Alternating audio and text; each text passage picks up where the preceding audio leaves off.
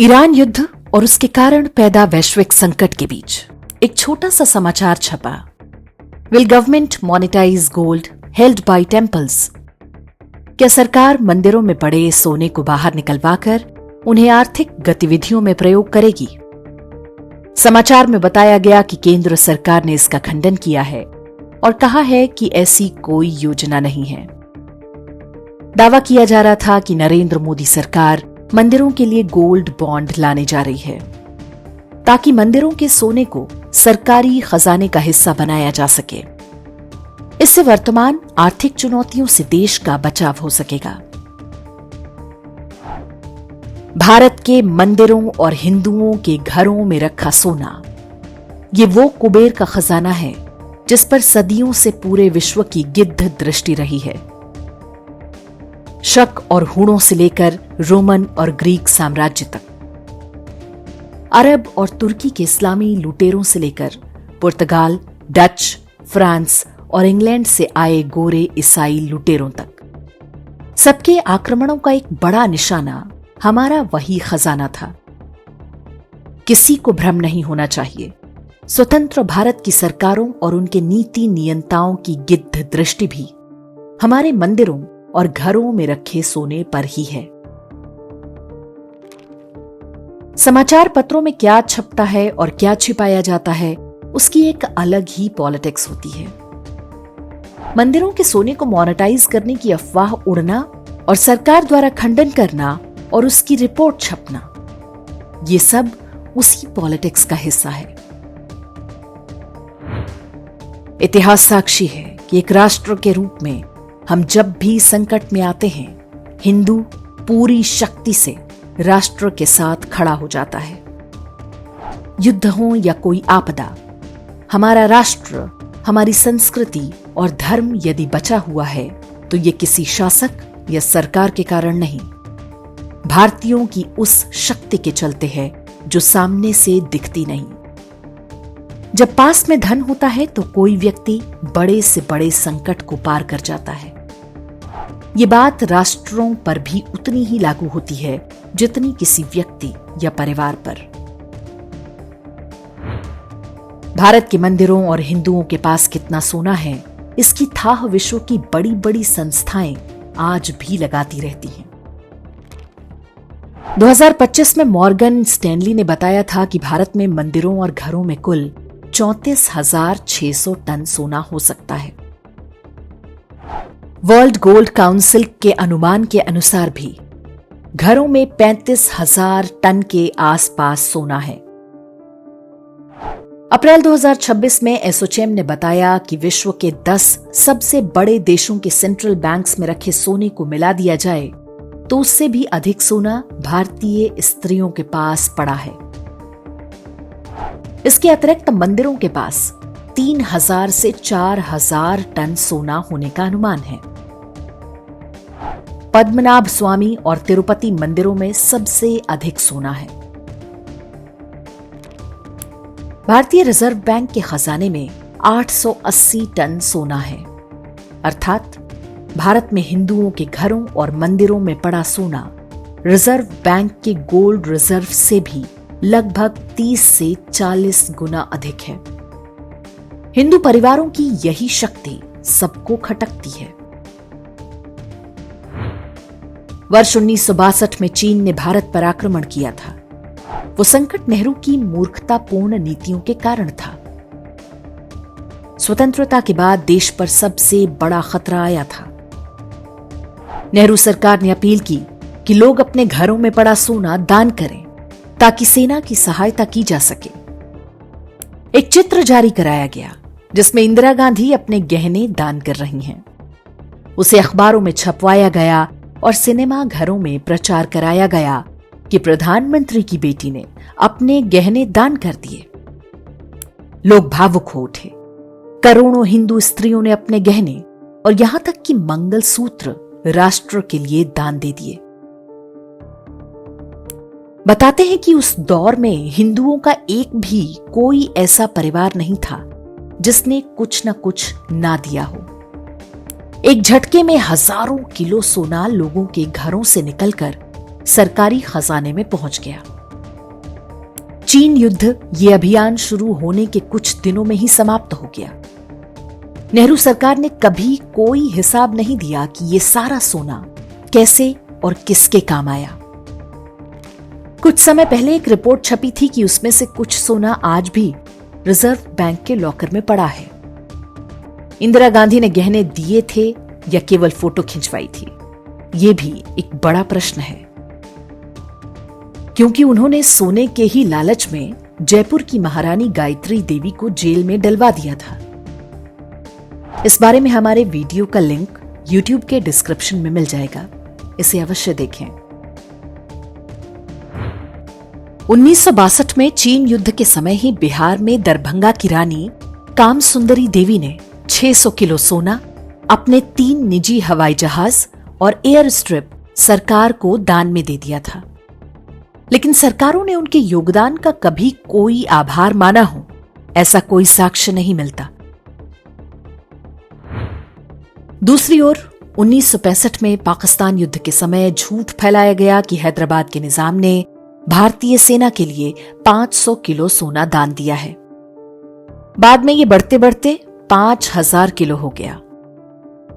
कुछ वर्ष पहले आरटीआई से इस बारे में जानकारी मांगी गई तो पता चला कि निजाम ने 1 तोला सोना भी नहीं दिया था।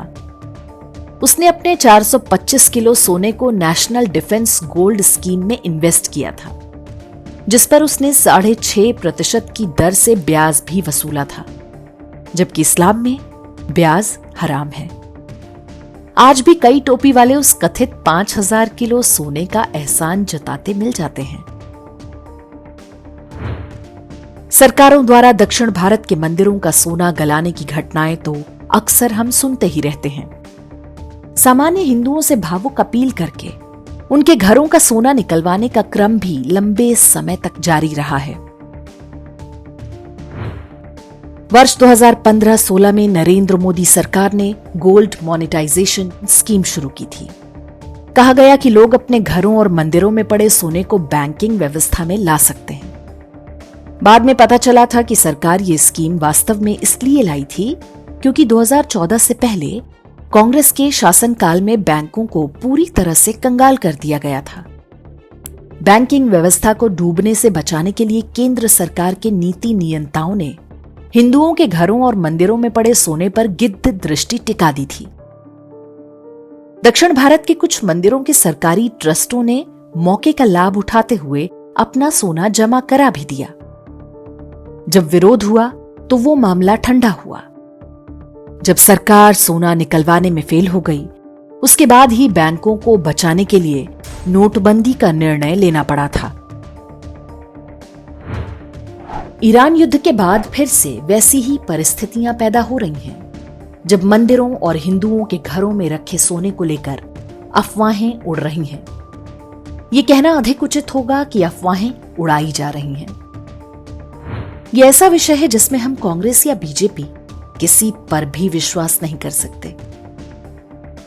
यदि ईरान युद्ध से पैदा संकट गहराता है तो कोई आश्चर्य नहीं होना चाहिए कि एक बार फिर से गोल्ड मोनेटाइजेशन जैसे आइडिया को लॉन्च किया जाए, क्योंकि सरकार के लिए नीतियां तैयार करने वालों में आज भी वैसे लोग हैं जिनकी निष्ठा भारत से अधिक विदेशों में बैठी शक्तियों के साथ है। वे चाहते तो मैन्युफैक्चरिंग सेक्टर को बढ़ावा देकर देश को संकट से बचा सकते थे। वे कर्जखोरी पर आधारित अर्थव्यवस्था के बजाय बचत और निवेश को बढ़ावा दे सकते थे। सरकारी भूमि पर चर्च और मस्जिदों के अवैध कब्जे खाली करा सकते थे। एक सेक्युलर देश में चल रहे अल्पसंख्यक मंत्रालय को बंद कर दें तो सालाना 3,500 करोड़ रुपए बचाए जा सकते थे। अब यदि संकट है तो इसके दोषी वे नीति निर्माता हैं जिनकी गिद्ध दृष्टि सदैव हिंदुओं के धन पर ही जाती है। आप सोच रहे होंगे कि हम अपने देश के लिए इतने निष्ठुर क्यों हो रहे हैं। संकट है तो हमें सरकार का साथ देना चाहिए। आपका सोचना बिल्कुल सही है, लेकिन सेक्युलरिज्म की नीति पर चलने वाली सरकारों की सहायता करते हुए हमें आंख कान खुले रखने चाहिए। आप सोना ना खरीदें, विदेश यात्रा पर ना जाएं या पेट्रोल डीजल बचाएं, वहां तक ठीक है।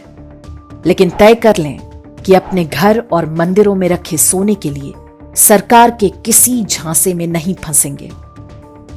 एक बार सोना सरकार के पास चला गया तो वापस नहीं आने वाला। हिंदू व्यवस्था विकेंद्रीकरण पर आधारित है। हमारा सोना हमारे घरों में ही रहना चाहिए। हजारों वर्ष के आक्रमणों और लूटमार के बाद भी हिंदू तंत्र इसलिए बचा क्योंकि समाज अपने संसाधनों से लड़ रहा था। उसे किसी स्टेट की आवश्यकता नहीं थी। आगे भी हमारी ये क्षमता बनी रहे, इसके लिए सोना ही सच्चा साथी होगा, ना कि आपका गोल्ड बॉन्ड पेपर बनकर किसी सरकारी तिजोरी में पहुंच जाए और वहां से उसे गलाकर सेक्युलरिज्म और सोशलिज्म के दैत्य का पेट भरने में लगा दिया जाए। हर संकट में हमने भावनाओं में आकर अपना ही दोहन कराया है। हम अनगिनत बार ठगे जा चुके हैं। हिंदुओं की लूट पर आधारित इस व्यवस्था में सामान्य हिंदू बहुत कीमत दे चुका है। सरकार तेल और गैस की कीमत बढ़ा दे, उसकी तुलना में वो सस्ता पड़ेगा। ये एक अद्भुत संयोग है कि भारत के सबसे धनी मंदिर भगवान विष्णु के हैं। माता लक्ष्मी भगवान विष्णु की ही पत्नी है। घरों में जो सोना है वो भी गृह लक्ष्मियों का है। मंदिरों और घरों में लक्ष्मी स्थापित रहेंगी तभी राष्ट्र सुरक्षित रहेगा। हमें किसी सरकार पर भरोसा नहीं करना चाहिए। जब तक संविधान में सेक्युलर और समाजवादी शब्द लिखा है तब तक तो कतई नहीं। नेहरू के जले हिंदुओं को मोदी को भी फूंक फूंक कर ही पीना चाहिए। एक हिंदू के नाते हमें उनकी नीयत पर सदैव संदेह करना चाहिए। मोदी जी मंदिरों को सरकारी नियंत्रण से मुक्त कराएं। हमारे सोने पर से सरकारी अफसरों की गिद्ध दृष्टि हटाएं। आक्रमणकारी मजहबों के आतंक से मुक्ति दिलाएं तो हम बाद में उनकी जय जयकार कर लेंगे।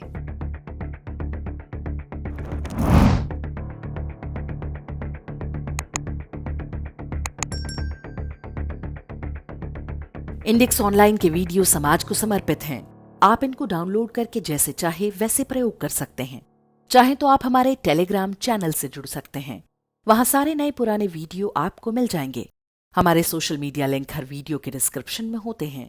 हमारा एकमात्र उद्देश्य हिंदू समाज को जागृत और एकजुट करना है। इसमें सहभागी बने। धन्यवाद।